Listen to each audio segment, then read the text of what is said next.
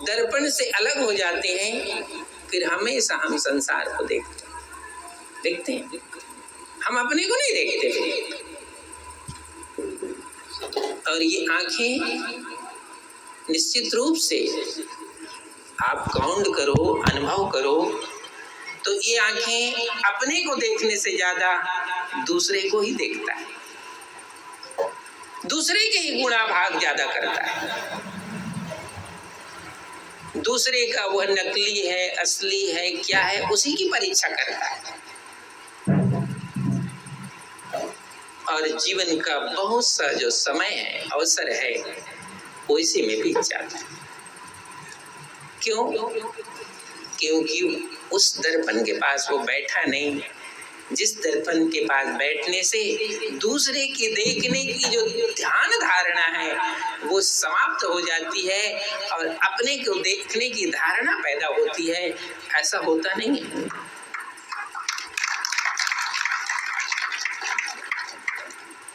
और ये सत्य है, यह सत्य नहीं है, ये सत्य है। क्या आप अनुभव करो कि आंखें दूसरे को ज्यादा देखती,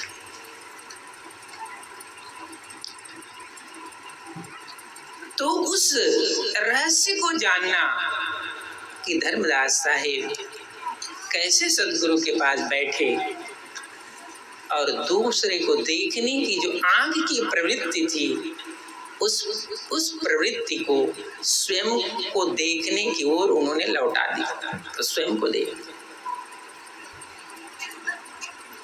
और स्वयं को देखने से ही स्वयं की तरफ उज्ज्वलता आती है, पवित्रता आती है। और दूसरे को देखने की तरफ स्वयं में कभी उज्ज्वलता और पवित्रता आती नहीं। प्रतिद्वंदिता जरूर आती, लेकिन उज्ज्वलता, पवित्रता नहीं आती।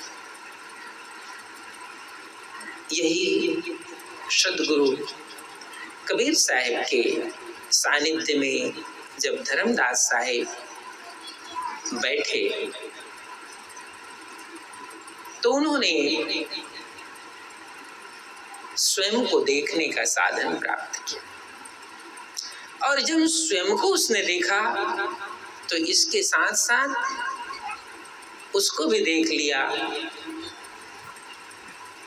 कि जिसके समीप में बैठा हूं उसमें कितनी ताकत है कि ये मेरी दृष्टि संसार को देखने में लगी रहती थी, उस दृष्टि को ही बदल दिया और वो दृष्टि स्वयं को देखने में लग गई। ये कितने ताकतवर है, उसको भी उसने अनुभव कि जिसके समीप में बैठा हूं उसमें कितनी ताकत है, वह क्या स्वरूप है, उसका क्या रहस्य है, क्या भेद है, उसको भी उसने देखा। और यही जब आप पूरे ज्ञान, सद्गुरु की ज्ञान के साधन की परंपरा को पढ़ेंगे या सुनेंगे या जानेंगे,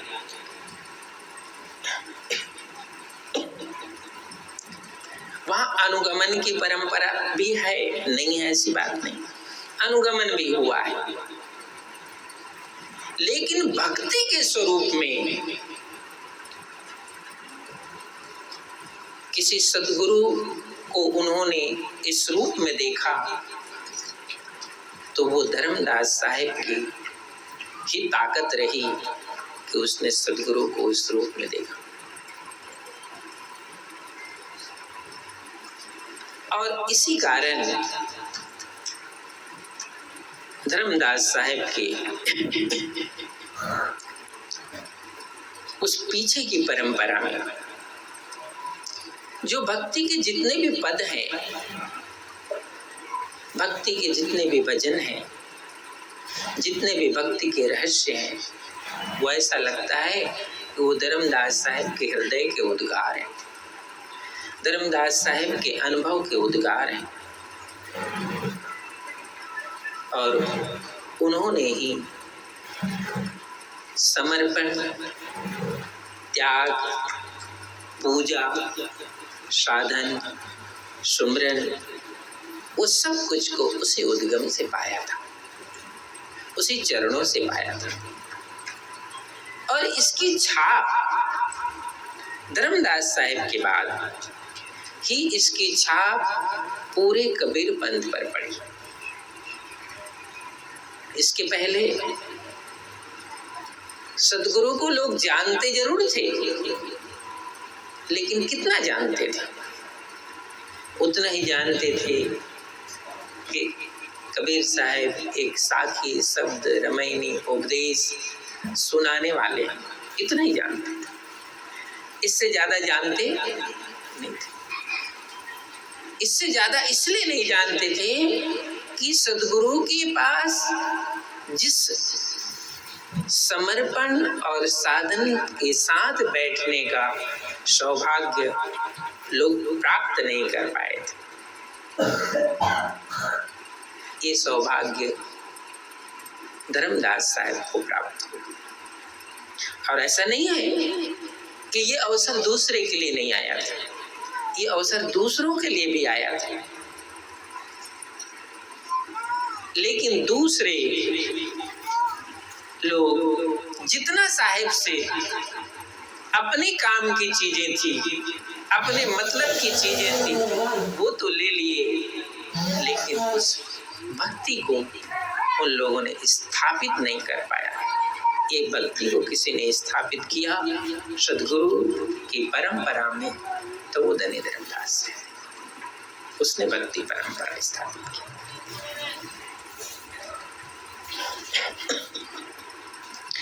इसी ऊंचाई को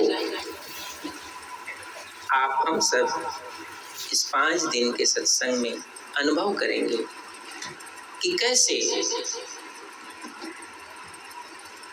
एक परिवर्तन, और ऐसा परिवर्तन जिसके पात्र में सदगुरु का सब कुछ आ जाता है, कुछ बचता नहीं है। ऐसा परिवर्तन कैसे धर्मदास साहब के जीवन में हुआ, उसको हम अनुभव करेंगे, क्योंकि इसी को अनुभव करने से ही हमारे मन में जो तरंगे पैदा होती है, हमारे मन में जो संशय पैदा होता है, हमारे मन में जो स्थिरता नहीं आ पाती है, उसका कारण पता चलेगा, उसका रहस्य पता चलेगा। क्योंकि क्या ऐसा कारण है कि मन की ये तरंगे स्थिर नहीं होती, मन का संशय मिटता नहीं? क्या वजह है, क्या कारण है? ये देखना पड़ेगा कि धर्मदास साहब किस विधि से सदगुरु के समय बैठे कि उनके मन की तरंग मिट गई, मन का संशय समाप्त हो गया।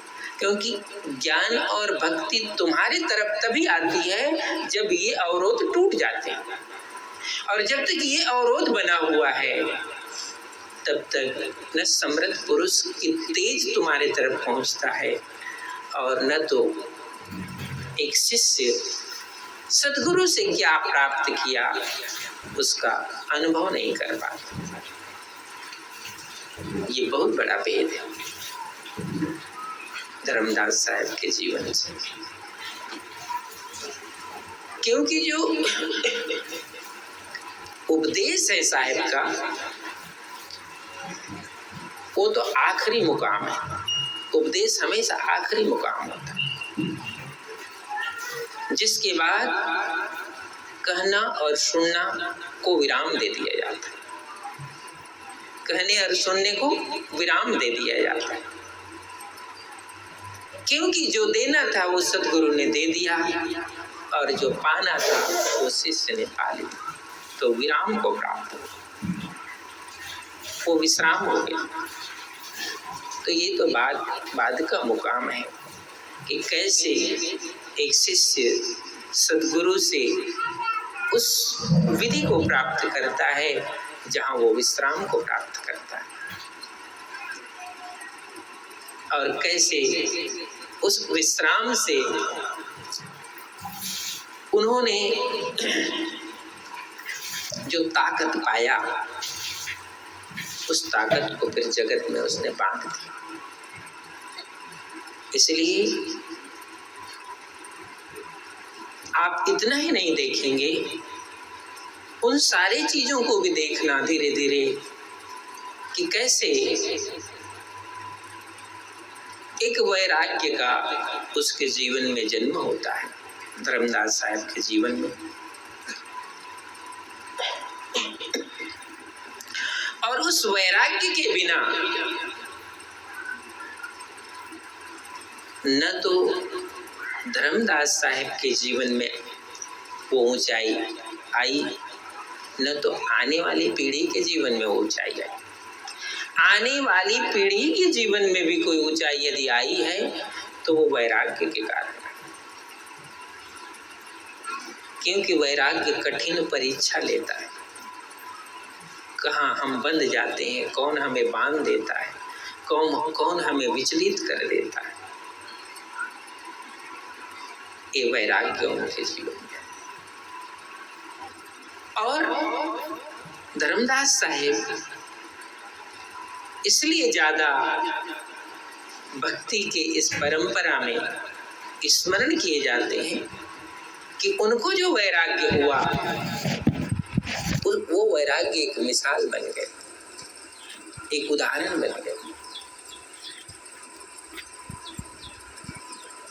और जिन लोगों ने सतगुरु को इतना सुना था, इतना पढ़ा था, इतना गाया था, उन सब से धर्मदास साहब अलग हो गए। क्यों? उसी वैराग्य के कारण। तो वैराग्य कैसे धर्मदास साहब को प्राप्त होगा, ये भी हम ये पूरे सत्संग के यात्रा में अनुभव करेंगे कि कैसे इतना व्यक्तित्ववान व्यापारी जिसको कैसे वैराग्य हो, कैसे वो वैराग्य को प्राप्त किया। क्योंकि वैराग्य के बिना सामने जो दाता है, सामने जो देने वाला है, और वो क्या दे रहा है वो अतुलनीय है, उसकी कोई तुलना नहीं है। इसका परिचय वैराग्य के बिना नहीं होता है। इसलिए उसका धर्मदास साहब ने पालन किया कि वैराग्य के बिना जो सद्गुरु से मुझे मिलना है उसका आनंद से मैं चूक जाऊंगा।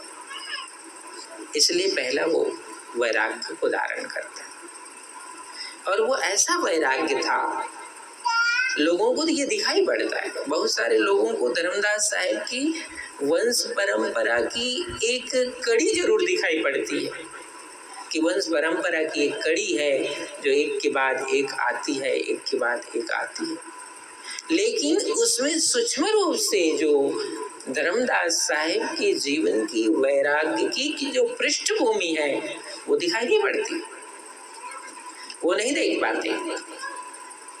उसको हम समझाएंगे कि कैसे धर्मदास साहब एक वैराग्य की भूमिका को प्राप्त करते हैं। फिर जो सद्गुरु से धन मिलता है उस धन में वो अपने को समर्पित कर लेते कि ये मेरे लिए धन है। और एक ऐसा धन जिस धन के अनुभव होने से उसको तृप्ति हुई, उसको आनंद की प्राप्ति हुई, वो कड़ी है। ये वंश परंपरा का भेद तो धर्मदास साहब ने सतगुरु कबीर साहब ने धर्मदास साहब को इस पथ को आगे बढ़ाने के लिए दिया था कि ये पथ को आगे बढ़ाना, इस साधन को आगे बढ़ाना।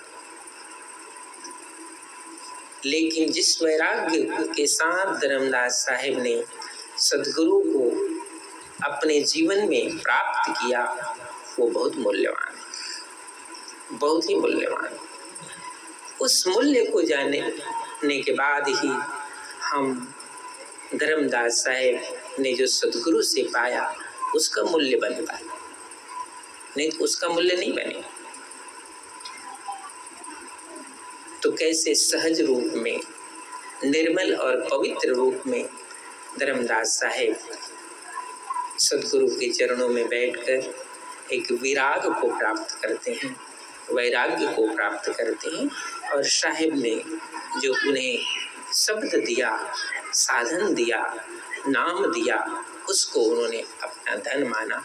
ये जो परिवर्तन हुआ है, ये सहज जो परिवर्तन हुआ है, ये परिवर्तन बहुत मूल्यवान। ये मुड़ना, ये चेंज होना, ये बहुत मूल्यवान, क्योंकि उसके बिना हमारा खुद का जो स्वरूप है वो आच्छादित रहता, आवरण में रहता, वो ढका रहता, वो बाहर नहीं आता है। वो तभी बाहर आएगा। एक मूर्ति, एक पत्थर है जिसमें मूर्ति तभी बाहर आती है जब बहुत से आवरण को हटा दिया जाता है। बहुत से आवरण हट जाते हैं तो उसमें एक स्वरूप बाहर आ जाता है। और जब तक आवरण ना हटा हो तो वो पत्थर ही नजर आता है, वो पत्थर ही है। लेकिन आवरण जब हटता है तो एक स्वरूप नजर आ जाता है। ऐसे ही धर्मदास साहब के जीवन में वैराग्य आया, और वैराग्य आने के पहले जो आवरण थे वो आवरण हट गया। तभी धर्मदास साहब को सदगुरु कबीर साहब ने एक योग्य शिष्य के रूप में, अब योग्य शिष्य के रूप में जब पंथ का भार सदगुरु सौंपते हैं तो ये तो देख ही लेते हैं कि इसमें यदि लोभ होगा, इसमें यदि मोह होगा, इसमें यदि आसक्ति होगी तो यहीं रुक जाएगा, ये आगे बढ़ नहीं पाएगा। तो तब तक सदगुरु ने ये आदेश नहीं दिया था। लेकिन सदगुरु ने जब देख लिया, अनुभव कर लिया कि इसमें वैराग्य प्रभावी हो चुका है, और तब धर्मदास साहब ने कहा ये अब रुक नहीं सकता है, अब ये गमन करेगा। उस सदगुरु की कृपा को लेकर, उनके आदेश उपदेश को लेकर ये गमन करेगा, और संसार में उसको कोई बांध सकता नहीं है। ये वैराग्य का उनका रूप था।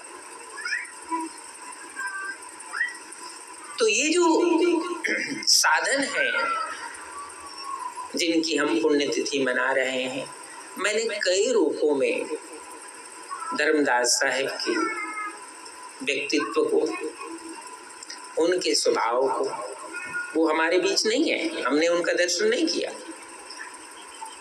लेकिन सूक्ष्म रूप से हम इसमें अनुभव करते हैं कि एक व्यापारी व्यक्ति जिनके पास करोड़ों की संपदा थी,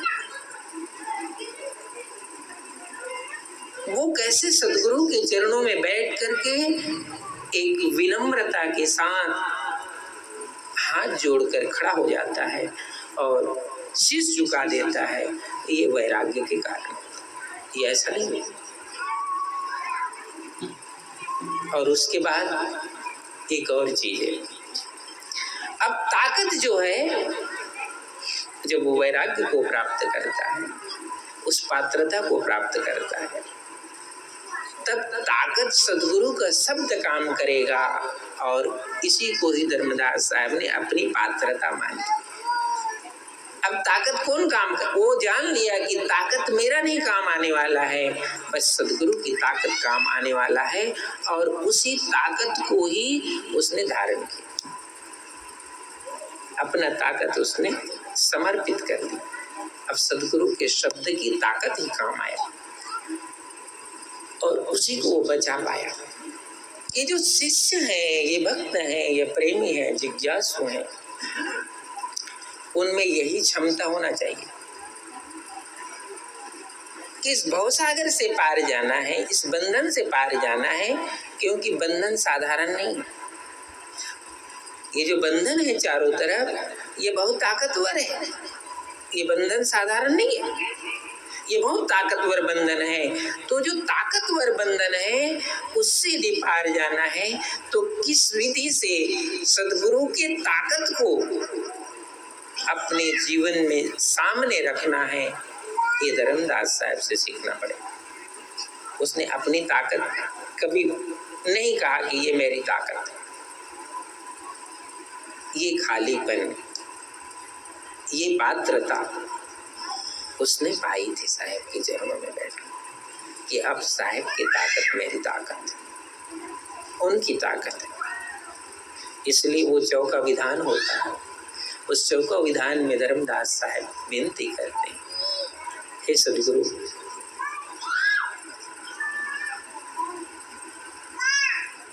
ये जो विधान है वो मेरा नहीं है, ये विधान आपका है और ये भार भी आपका है।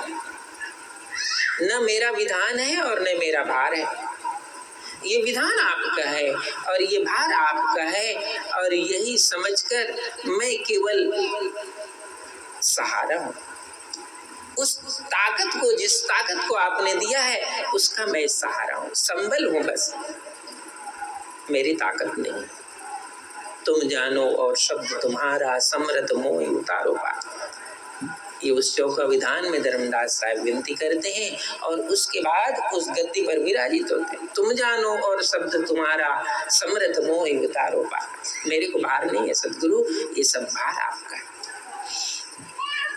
ये पाया उसने। और फिर जब सद्गुरु की शब्द की ताकत ही उसकी ताकत थी तो उसको न हार का डर था और न जीत का डर था, वो कोई डर नहीं था उसको। लेकिन ये क्योंकि ये ताकत तो सद्गुरु का है, ये शब्द सद्गुरु का है। सद्गुरु ने मुझे चुना है कि शिष्य ये शब्द और ताकत तुम हाथ में लेकर चलना, इस जगत में चलना और लोगों को इससे इस ताकत को देना, समझाना, ताकि वो भी ताकतवर बन सके और इस भवबंधन से पार हो जाए। तुम जानो और शब्द तुम्हारा, समृद्ध मोहि उतारो। हे समृद्ध पुरुष, आप मुझे पार उतारो। ये पात्रता थी उसकी। लेकिन बहुत से कारण रहे हैं, बहुत से कारण रहे हैं जिस कारण की वजह से धर्मदास साहब का ये जो स्वरूप है वो दिखाई नहीं पड़ा। लोगों ने सोचा वो तो वंश परंपरा की साधक हैं, उनके तो वंश है, परंपरा है। लेकिन यदि तुम तुलना करोगे तो धर्मदास साहब के जीवन का जो वैराग्य है वो बहुत ऊंचाई है, उसमें बहुत ऊंचाई है। और आने वाली उसकी जो बहुत पीढ़ी की जो परंपरा है वो भी उसी से चलता है, क्योंकि ये शुरू में आदेश दिया गया था सद्गुरु कबीर साहब के द्वारा, धर्मदास तुम्हारे पथ में, तुम्हारे मार्ग में जो भी वंश आएंगे उसको इसी प्रकार से वैराग्यवान होना पड़ेगा। इसी प्रकार वैराग्यवान, विराग उसकी ताकत बनेगी और सद्गुरु के शब्द उसकी रक्षा करेंगे, ऐसा साहब ने कहा था। तो ऐसे जो हंस है वही कहते हैं कि मेरा मुझ में कुछ नहीं, जो कुछ है सो तोड़, और तेरा तुझको सौंपता और क्या लागत है, और मेरा क्या है सद्गुरु, मैं आपको आपका सौंप देता हूँ। ऐसे जो विनम्र भाव धर्मदास साहब के जीवन में जो दिखाई पड़ता है हमको, वो ये सब इसलिए जरूरी है कि छोटे छोटे जो बंधन है, छोटे